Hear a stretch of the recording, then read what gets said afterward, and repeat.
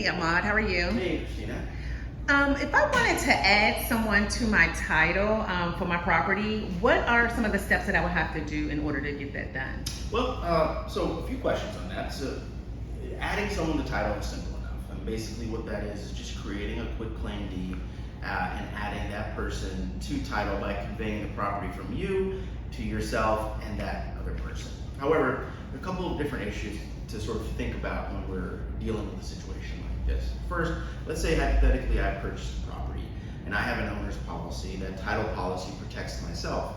If I add someone else to title, someone who's not my spouse, what that effectively does is it adds that person to title. However, the title policy that I have is only going to protect my interest in it. So by default, if I add someone to title, that's going to protect my 50% interest stake in the property, but it's not going to protect the other individual.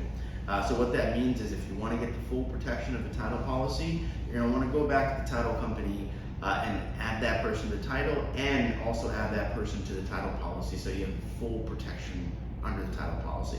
The second thing to consider is if you have a loan on a property and that loan is from an institutional lender like your Rocket Mortgage type of lenders and institutions, usually those mortgages are going to have a due on sale clause. And technically what that means is that you're not really allowed to add someone else to the title of the property without at least getting the permission of the lender in order to do that. So if you are considering doing that and you have a loan on a property, make sure that you talk to your institutional lender, whoever that may be, get their okay, get it in writing, and then you can add that person to title.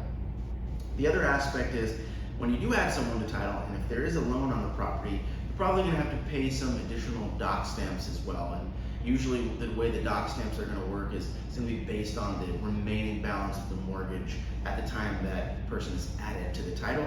However, there's an exception in the state of Florida which creates an exception for when you're adding a spouse to a property. So in a situation where you purchase a property when you're married, when you're not married, and then you get married, when you add your spouse to title, you don't have to pay the additional doc stamps, and that title policy should protect you as well. So there is an exception specifically for that type of a situation. The process is simple, but you want to make sure that you're considering all of these other factors before you add someone else to title. Wow, okay. Thank you so much for that. Not a problem.